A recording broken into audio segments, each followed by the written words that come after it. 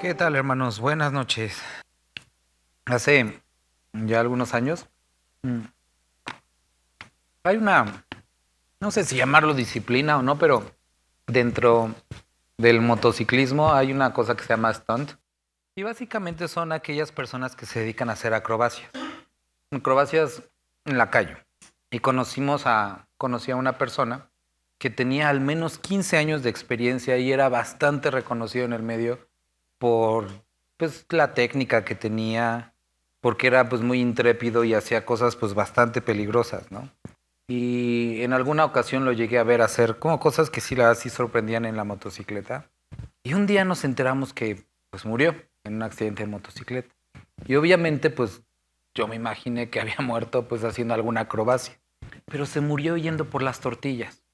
Entonces, o sea, cuando yo me enteré dije que, o sea, eso es como de lo más chafa que puede existir, que después de toda la experiencia que tuvo, todas las cosas peligrosas que hizo y practicó, se accidentó yendo por las tortillas, ¿no?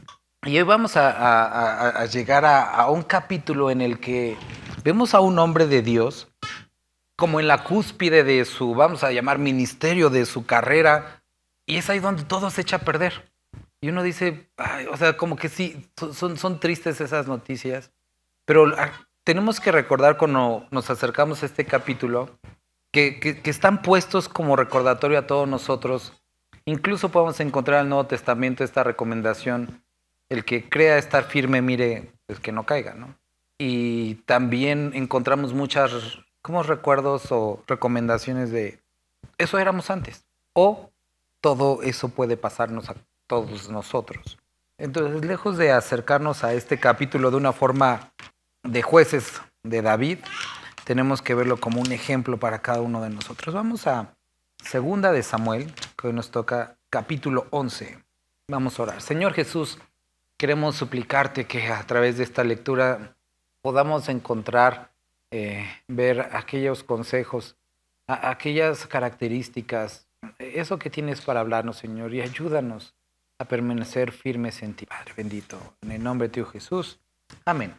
Aconteció al año siguiente, en el tiempo que salen los reyes a la guerra, que David envió a Joab, y con él a sus siervos y a todo Israel, y destruyeron a los amonitas, y sitiaron a Rabá. Pero David se quedó en Jerusalén. Y sucedió un día, al caer la tarde, que se levantó David de su lecho y se paseaba. Y vemos que pues, dice, al caer la tarde se levantó de su lecho, o sea que aventó todo el día durmiendo el rey David, ¿no? Se levantó de su lecho al caer la tarde y se paseaba sobre el terrado de la casa real. Y vio desde el terrado a una mujer que se estaba bañando, la cual era muy hermosa. Envió David a preguntar por aquella mujer, y le dijeron: aquella es Betsabé, hija de Eliam, mujer de Urías Eteo, casada. Y envió David mensajeros y la tomó, y vino a él, y él durmió con ella. Luego ella se purificó de su inmundicia y se volvió a su casa. Y concibió la mujer, y envió a hacerlo saber a David, diciendo: estoy encinta. Entonces David envió a decir a Joab: envíame a Urías Eteo, el esposo de esta mujer. Y Joab envió a Urías a David. Cuando Urías vino a él, David le preguntó por la salud de Joab y por la salud del pueblo y por el estado de la guerra. Después dijo David a Urías: descienda a tu casa, lava tus pies. Y saliendo Urías de la casa del rey, le fue enviado presente de la mesa real. Mas Urías durmió a la puerta de la casa del rey con todos los siervos de su señor y no descendió a su casa. Entonces lo que quería era que fuera y pasara la noche con su esposa para que, como dijera, bueno, el bebé es mío, ¿no? Para que vea esa confusión. Porque como no había estado, porque había estado en la guerra, pues era obvio que si estaba embarazada, pues no iba a ser de Urías, ¿no? Entonces quería como que Urías pensaba como que, pues no sé cómo pasó, pero sí estuve con mi esposa. Pero Urías no es que no haya caído en la trampa, sino que era un hombre leal y dijo, aquí nos dice, y dijo David a Urías: ¿no has venido de camino? ¿Por qué no puedes descender a tu casa? Y Urías respondió, versículo 11, a David: el arca de Israel y Judá están bajo tiendas, y mi señor Joab y los siervos de mi señor en el campo. ¿Y había yo de entrar en mi casa para comer y beber y a dormir con mi mujer? por vida tuya y por vida de tu alma, que yo no haré tal cosa. Y eso le ha de haber pegado a David, ¿no? Y David dijo a Urías, quédate aquí aún hoy y mañana te despacharé. Y se quedó Urías en Jerusalén aquel día y el siguiente. Y David lo convidó a comer y a beber con él hasta embriagarlo. Y él salió a la tarde a dormir en su cama con los siervos de su señor, mas no descendió a su casa. Entonces volvió a hacer el intento, lo emborrachó, pero ni aún así le salió. Venida la mañana escribió David a Joab una carta, la cual envió por mano de Urías. Y le escribió, vean qué frialdad, ¿no? Y escribió en la carta diciendo, poned a Urías al frente, en lo más recio de la batalla, y retiraos de él, para que sea herido y muera. Así que cuando Joab sitió la ciudad, puso a Urías en el lugar donde sabía que estaban los hombres más valientes. Y saliendo luego los de la ciudad pelearon contra Joab, y cayeron algunos del ejército de los siervos de David, y murió también Urías Heteo. Entonces envió Joab e hizo saber a David todos los asuntos de la guerra, y mandó al mensajero diciendo, cuando acabes de contar al rey todos los asuntos de la guerra, si el rey comenzare a enojarse y te dijere, ¿por qué os acercasteis demasiado a la ciudad para combatir? ¿No sabía lo que suelen arrojar desde el muro? ¿Quién hirió a Abimelech, hijo de Jeroboal? ¿No echó una mujer del muro un pedazo de una rueda de molino y murió en Tebes? ¿Por qué os acercaste tanto al muro? Entonces tú le dirás, también tu siervo Urías Heteo es muerto. Fue el mensajero y llegando contó a David todo aquello que Joab le había enviado. Y dijo el mensajero a David, prevalecieron contra nosotros los hombres que salieron contra nosotros al campo, bien que nosotros les hicimos retroceder hasta la entrada de la puerta. Pero los flecheros tiraron contra tus siervos desde el muro y murieron algunos de los siervos del rey, y murió también tu siervo Urías Heteo. Y David dijo al mensajero, así dirás a Joab, no tengas pesar por esto, porque la espada consume ora a uno, ora a otro, refuerza tu ataque contra la ciudad hasta que la rindas y tú aliéntate. Oyendo la mujer de Urías que su marido Urías era muerto, hizo duelo por su marido, y pasando el luto David, envió David y la trajo a su casa, y fue ella su mujer, y le dio a luz un hijo, mas esto que David había hecho fue desagradable ante los ojos de Jehová. Pues como nosotros mencionamos ahorita al inicio, David estaba en lo más alto, estaba como en la cúspide de su vida, ahora era rey y todo esto. Quiero que el día de hoy podamos analizar 5 puntos relacionados con cómo es que puede suceder esto a cualquier creyente. ¿Cuál es este camino hacia el pecado? Y que haríamos muy, muy bien en poner atención. Número 1, insensibilizarse ante el pecado. Cuando nosotros leímos 2 de Samuel, pero el capítulo 5 les dije, oigan, pongan atención en esto porque lo vamos a retomar mucho más adelante. Dice que cuando, y bueno, vamos a leerlo. 2 de Samuel, pero en el capítulo número 5. 2 de Samuel 5. Y también, versículo 13, y tomó David más concubinas y mujeres de Jerusalén, después que vino de Hebrón, y le nacieron más hijos e hijas. Esos son los nombres de los que le nacieron en Jerusalén, y empieza a describir. Y esta no es la única ocasión que menciona a los hijos y a las diferentes esposas de David. Entonces, ¿qué es lo que está pasando? Cuando nosotros leemos Deuteronomio capítulo 17, le da 3 reglas a los reyes. Que los reyes no deben de acumular mucho oro, muchos caballos y muchas esposas. Porque era la costumbre dentro de las sociedades reales, estas 3 prácticas para poder demostrar de alguna forma pues su dominio sobre la tierra.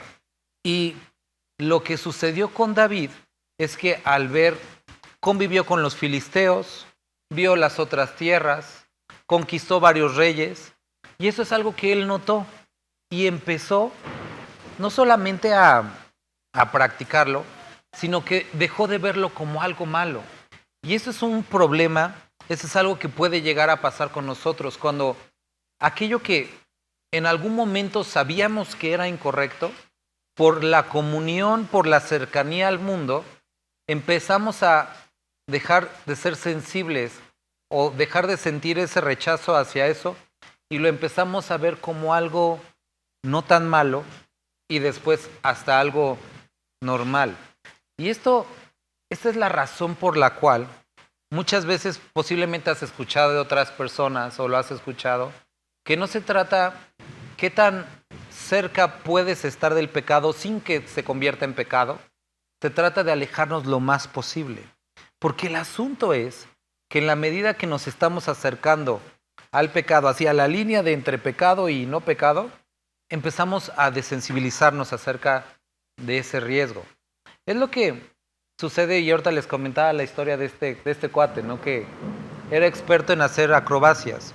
En la medida que tú empiezas a practicar algún deporte de alto riesgo o acrobacias en motocicleta, empiezas a perder el miedo a ciertos movimientos, a velocidades y sí, te desensibilizas acerca de los peligros que eso conllevan. Y es exactamente lo que pasa con el pecado. Por eso, hermanos, la Biblia nos dice que las malas conversaciones corrompen las buenas costumbres, que lo que medita el corazón del hombre en eso se convierte, y que es por eso que necesitamos tener mucho cuidado con lo que leemos, con lo que escuchamos, lo que platicamos, con quien nos relacionamos, porque tarde o temprano eso va a influir en tu percepción acerca del pecado, de la bondad, de la misericordia, de Dios, lo que Él quiere, de lo que puedes hacer, de lo que no puedes hacer. Entonces, tengamos mucho cuidado con lo que nos estamos exponiendo. La palabra nos dice que pensemos todo lo bueno y todo lo amable, si hay algo de buen nombre, en eso pensar. Y es porque el creyente debe de llenar su vida de eso. De otra forma, lo que va a influir o lo que va a determinar nuestras actitudes con respecto a la vida cristiana va a ser lo que nos está llenando. Entonces, punto número 1, David se desensibilizó acerca del pecado. Número 2, David relajó la disciplina. Dice, o empieza este capítulo, que en el año o en el tiempo, dice, que salen los reyes a la guerra. ¿Y David en dónde estaba? Y los reyes estaban en guerra, pero David estaba en su casa. Y no solamente en su casa. ¿En dónde estaba? Estaba durmiendo. Era ya la tarde, o sea, ya se iba a hacer noche y David apenas estaba despertando. Entonces David estaba en un momento en el que había abandonado no solamente la disciplina, sino la actividad. Estaba ocioso. Y cuando había abandonado el trabajo, las tareas por hacer, fue un momento en el que fue tentado. Ahora, Satanás, el pecado, las insinuaciones van a venir, estemos trabajando o no estemos trabajando.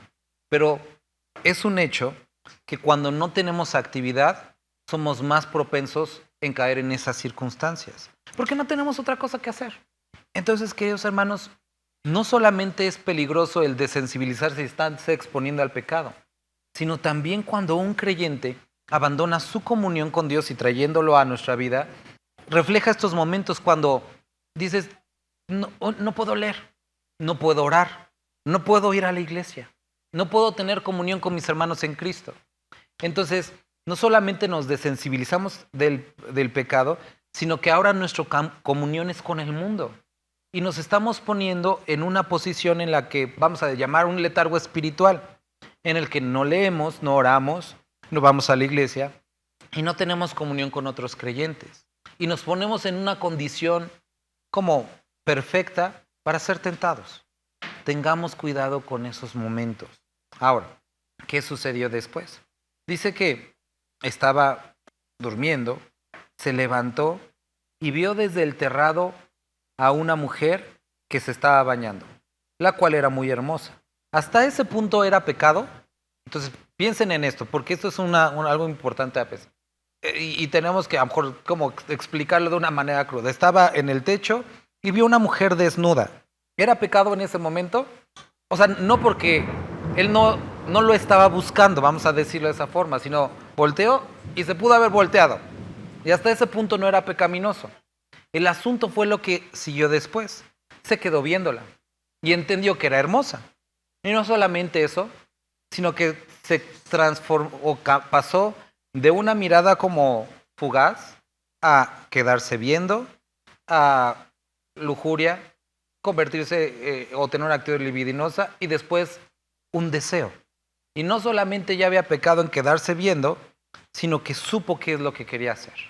Entonces, primero dijimos que David se desensibilizó, después relajó la disciplina y este punto lo vamos a llamar como esa obsesión. Una mirada fija, una mirada, después una mirada fija, un pensamiento lujurioso, libidinoso, y después de ser el rey David, un hombre conforme al corazón de Dios, se convirtió en un viejito rabo verde que estaba viendo a una mujer bañarse. Decían por ahí que Satanás no necesariamente te hace odiar la palabra. Para él es mucho más fácil hacerte olvidar quién eres, olvidar que eres un hijo, olvidar que eres salvo, que eres redimido, que eres limpio, que te ha transformado. Y es mucho más fácil en ese querer como, porque no sé si ustedes lo han experimentado, en momentos en los que hay tentación, en momentos en los que hay flojera, está por un lado la voz del Espíritu Santo diciendo, oye, no, esto no está bien, pero como que quieres callarlo. Y eso es algo como muy común, o sea, personas que están en ese proceso de alejarse, dejan la comunión, dejan la iglesia porque no quieren escuchar, porque saben que si escuchan tendrían que dejar de hacer lo malo. Y algo que ya sucedió en su corazón y no quieren escuchar la voz de Dios porque sabrían que los pararía. Y es a lo que se refería este comentario. Satanás busca hacernos olvidar quiénes somos. No lo olvidamos, claro está, pero buscamos ignorarlo, que Dios nos ha transformado, nuestra verdadera naturaleza en Dios. Entonces, vemos a David pasar por todo esto. Y David dice que se quedó viendo y en el versículo 3 dice, envió David a preguntar por aquella mujer. Cuando él envió a preguntar por esa mujer, él ya sabía qué es lo que él quería. Y le dicen, aquella es Betsabé, hija de Eliam, mujer de Urías Heteo. Le dicen, es casada. Y envió David mensajeros y la tomó y vino a él. Ahora, encontramos aquí otro asunto. Y esto lo vamos a llamar la racionalización del pecado. Cuando nosotros sabemos que hemos decidido pecar, pero le buscamos una justificación. Y queremos en nuestra mente como solucionar, usé esta palabra justificar, ¿por qué para mí no está mal? O sea, entiendo que es pecado, pero ¿por qué yo podría hacerlo? Y entonces David sabía que era casada, pero aún así en su corazón pudo haber pasado por este asunto, bueno, y no soy dueño de todo Israel, y no me pertenecen todas las mujeres de Israel porque soy rey. Aparte, Urías ni siquiera está aquí. Si le importara a su esposa estaría aquí. Pobrecita, está sola. Sí, de seguro ni la quiere mucho. Y entonces empezamos a pasar por todo ese proceso en el cual empezamos a encontrar una razón para nuestro pecado. ¿Por qué para mí no está mal? ¿Por qué mi condición es diferente? Es que yo realmente no lo odio, pero pues sí estoy enojado. O sea, buscamos una razón por la cual yo no soy culpable del pecado, aunque sé que es pecado. Y tengamos cuidado cuando llegamos a ese punto, porque cuando llegamos a ese punto ya se ha tomado la decisión y lo que queremos callar es nuestra conciencia. Es un proceso de callar nuestra conciencia, de poder explicarle al Espíritu Santo o a nuestra conciencia por qué lo que estamos haciendo realmente no está mal. Y a lo mejor hasta David pudo haber pensado, y es más, le estoy haciendo un favor a Urías Heteo, porque pues, su mujer está solita en casa, ¿no? O sea, ese tipo de cosas son caminos peligrosos a tomar. Ahora, vamos a ver el siguiente punto. Después de esta racionalización del pecado, vamos a encontrar una degradación y cómo un pecado nos lleva a otro pecado. Pecado número 1 fue lujuria. David se quedó viendo a esta mujer y en su corazón pecó contra esta mujer, contra Urías, contra Dios. Pero hasta ese punto, a pesar de que ya era suficientemente malo, continuaba en el mundo de los pensamientos todavía. Ahora vuelvo a repetir, ya era pecado, porque es lo que, recuerdan, Cristo explica. Cuando habla acerca del adulterio, Él explica que el adulterio tiene una parte que comienza a ser adulterio desde el momento en el que hay un deseo en el corazón. Ya es pecado, pero no hay consecuencias físicas. Hasta ese punto. Vuelvo a repetir, sí es pecado y es necesario arrepentirnos, pero hasta ese momento no hay consecuencias físicas. Pero después de eso, del pecado de la lujuria, David continuó hacia el adulterio. Entonces vemos que el primer pecado lo condujo a otro pecado. Y yo iba a utilizar la palabra un pecado mayor, pero vamos a usar o decir un pecado con consecuencias mucho más amplias, el adulterio. Ahora, después del adulterio, encontramos otro pecado, que fue, lo podríamos decir el engaño, lo podríamos decir la mentira, porque buscó que Urías Eteo estuviera con su mujer para ocultar esto. Entonces, encontramos en la escritura, ¿no? El no mentir. Y esto es básicamente lo que él estaba haciendo. Entonces, lujuria, adulterio, engaño. Y entonces vemos que el rey David, de ser un hombre en la cúspide de su ministerio, había llegado a este punto. ¿Podía dar vuelta atrás? Sí, pero era necesario la confesión. Y era algo que él no estaba dispuesto a hacer. Y entonces prosiguió. Y después del encubrimiento, después del engaño, él decidió tratar de quitar esto, el asesinato.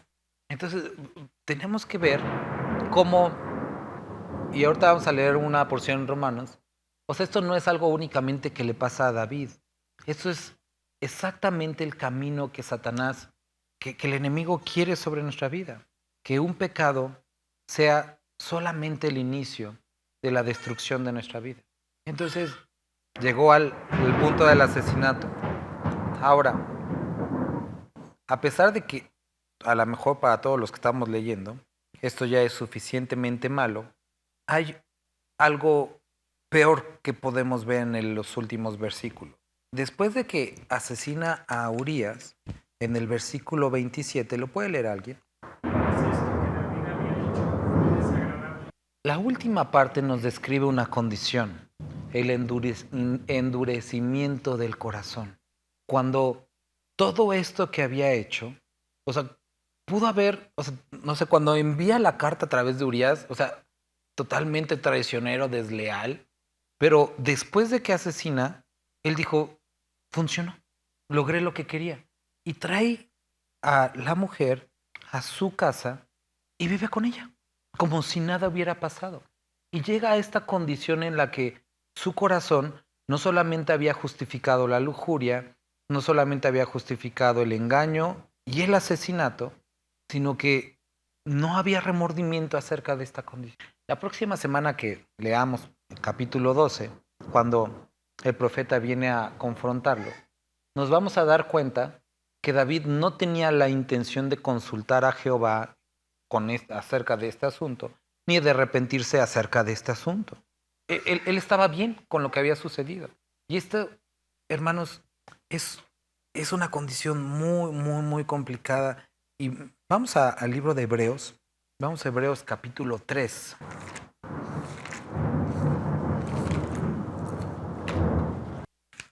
¿Y alguien me haría favor de leer del versículo 12 al versículo 15? Y en el versículo 16 nos dice después, ¿quiénes fueron los que habiendo oído le provocaron? ¿No fueron todos los que salieron de Egipto por mano de Moisés y con quien estuvo disgustado 40 años? ¿No fue con los que pecaron, cuyos cuerpos cayeron en el desierto? ¿Y a quiénes juró que no entrarían en su reposo, sino aquellos que desobedecieron? Y vemos que no pudieron entrar a causa de la incredulidad. Ahora, esta primera porción nos dice que tengamos cuidado que no haya en nosotros este corazón malo de incredulidad. Pero también aquí nos dice que nos exhortemos a esto, que hay un momento en el que nuestro corazón está dispuesto o está escuchando, pero puede ser que mañana ya no queramos. Y también cuando leemos Isaías, y les pido que podamos ir ahora a Isaías 55 del 6 al 8, dice lo siguiente: buscad a Jehová mientras pueda ser hallado, llamadle tanto que está cercano, deje limpio su camino y el hombre inicuo su pensamiento, vuélvase. Porque cuando está describiendo este capítulo, no está necesariamente diciendo que aquí, bueno, hay varias porciones, ¿no? Que están ligadas con esto. Cuando estamos en Génesis, Dios describe del hombre, o escribe acerca del hombre diciendo, no contenderá mi alma con el hombre para siempre. Y es lo mismo con cada uno de nosotros. O sea, a pesar de que somos salvos, no va a haber siempre esa batalla de estarte regañando y diciendo, oye, ya para. No, no va a ser para siempre. Y va a llegar el momento en el que o venga disciplina sobre nuestra vida, o vengan consecuencias permanentes, o como lo que describe aquí Isaías, que hay un momento en el que nuestro corazón ya no quiera buscar, que se haya endurecido y que para nosotros ya no haya esa oportunidad de arrepentimiento, porque muchos cristianos han caído en esta condición de un corazón duro y viven en su pecado, experimentan las consecuencias de su pecado y no están dispuestos a arrepentirse. ¿Qué es lo que Dios hará con ellos? Eso es solamente entre ellos y Dios. Pero desafortunadamente, como creyentes podemos experimentar consecuencias en esta vida, pero también en la próxima. Entonces, a donde quiero llegar con esto es que posiblemente, no sabemos, pero posiblemente, si Natán nunca hubiera confrontado a David, David hubiera vivido así por el resto de sus días. Y seguramente esto, como le funcionó, lo hubiera llevado a hacer otro tipo de cosas similares. Y vemos que todo empezó con una sola mirada. Y podríamos decir, bueno, es que realmente no empezó ahí. Por supuesto, lo hablamos cuando estábamos en 2 de Samuel capítulo 5. Esto ya había empezado antes, cuando empezó a llamar a lo malo, no tan malo, y después, bueno. Y nosotros necesitamos entender, hermanos, por qué la palabra de Dios nos advierte acerca de nuestros caminos. Porque la condición y la naturaleza del hombre siempre irá más. Mientras un pecado, mientras algo nos funcione, vamos a ir a más siempre. Y necesitamos ser sabios. Ahora, hablando acerca de pecados de este tipo, que tienen que ver con las pasiones, la palabra es muy clara acerca de esto. Huye. No dice resiste, dice huye. ¿Por qué? Porque no tenemos la capacidad. Por eso dice huye. Es aléjate. Y desafortunadamente muchos creyentes piensan o dicen, es que yo soy fuerte. No, necesitamos entender cuál es nuestra condición. Y este es un autor en uno de los libros que leemos en la Escuela de Ministerios. Toca este tema y habla de la disciplina de la pureza. Y uno de los consejos que da después de analizar este capítulo es este. Número 1, entender nuestra condición pecaminosa y cómo podemos ser tentados. Y entonces ahí habla acerca de cuando dice ustedes que son espirituales, si ven a vuestro hermano pecar, restáronle con un espíritu de mansedumbre, entendiendo y sabiendo que ustedes mismos también pueden ser pecados. Digo, también pueden ser tentados. Y eso es algo que debemos de entender. A pesar de que hemos sido limpiados por la sangre de Cristo, en nuestra naturaleza humana está la propensión a pecar. Y no estamos exentos de caer. A veces somos muy duros viéndolo de lejos, cuando lo vemos en los demás, y podemos decir versículos, pero debemos de entender esto. Si hoy estamos firmes es por su gracia, pero necesitamos alejarnos lo más posible del pecado. Y cuando nosotros descubrimos que tenemos cierta debilidad o propensión a algún pecado, que la Biblia lo menciona como concupiscencia, seamos cuidadosos, alejémonos lo más posible. En alguna ocasión llegamos a tratar este tema y hoy no voy a ahondar tanto, pero nada es como un comentario, ¿no? Tratábamos este tema que algunos han confundido con maldiciones generacionales o cadenas que hay en algunas familias, lo cual ya dijimos que es completamente absurdo, pero también mencionábamos que a pesar de que esas maldiciones como tal no existen y esas cadenas como tal no existen, también lo que sí existe son demonios y espíritus que, vamos a llamar, se especializan en cierto tipo de tentación y que posible y seguramente están constantemente insistiendo en familias, en grupos muy específicos. Por eso podemos ver en algunas familias que toda la familia es propensa al alcohol, toda la familia es propensa a la mentira, al robo. Son cosas comunes. ¿Por qué?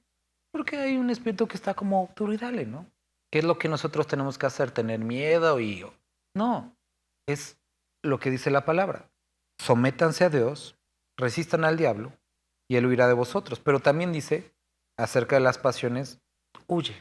Y si hay algo que en lo que tú has descubierto que hay cierta debilidad, propensión, huye, aléjate lo más posible. En general tenemos que huir, pero debemos de entender quiénes somos, ¿vale? Por una parte. La siguiente, no debemos menospreciar la necesidad que tenemos de Cristo. Nosotros somos más que vencedores porque estamos en él, no porque somos nosotros. Lo necesitamos. Lo necesitamos constantemente. El creyente que llega al momento en el que se considera fuerte, lo que dice Proverbios, que antes de la caída está la altivez de espíritu. Es ese momento en el que te sientes intocable, en el que estás más vulnerable. Y por eso la palabra en el Sermón del Monte valora tanto el quebrantado de espíritu.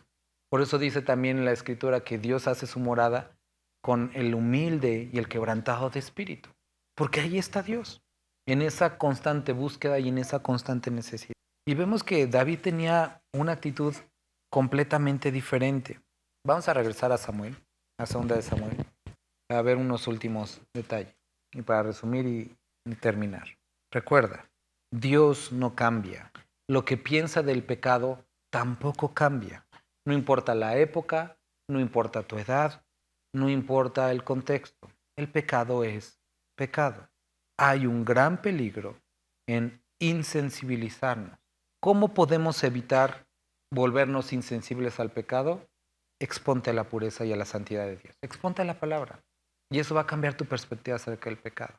Entre más cerca estamos de Dios, podemos ver más lo que es el pecado, lo horrible que es y lo que produce.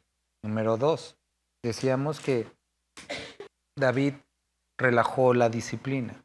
Hermanos, ahorita ya decíamos esto, necesitamos perseverar en nuestra comunión, porque son esos momentos en los que el enemigo sí sabe cuando estás así y lo aprovecha. Y necesitamos después entender que la tentación va a ser constante. He hablado con algunos hermanos que tienen algún tipo de pecado o alguna lucha y he comentado esto. En el momento que llega el pensamiento a la mente, hasta ese momento no es pecaminoso, eso es algo que está poniendo el enemigo. Lo que debes de hacer es, en ese momento, buscar la ayuda de Dios. Por eso, Hebreos también, y es un versículo que constantemente también repetimos, es acérquense confiadamente al trono de gracia para poder obtener el oportuno socorro, que es la misma gracia que nos salvó, es la gracia que necesitamos para vivir día con día. Entonces, cada vez que venga un pensamiento, cada vez que llegue una tentación, cada vez que llega una intención, ora a Dios, ora, busca a Dios para obtener el oportuno socorro y aléjate de ese pensamiento, aléjate de esa situación, de esas personas, de ese lugar, aléjate, huye del pecado, que fue lo que pues David no. Ahora, si has caído en el pecado de la mente y estás buscando racionalizarlo, justificarlo, ten cuidado. Nunca el ser humano, nunca, no importando ni la condición, ni lo que sea, ni lo muy particular de tu caso, va a justificar el pecado. En ninguno es justificado. Entonces tenemos que tener mucho cuidado cuando buscamos las razones por las cuales para mí no es pecado. Y la última, que hablábamos del endurecimiento del corazón.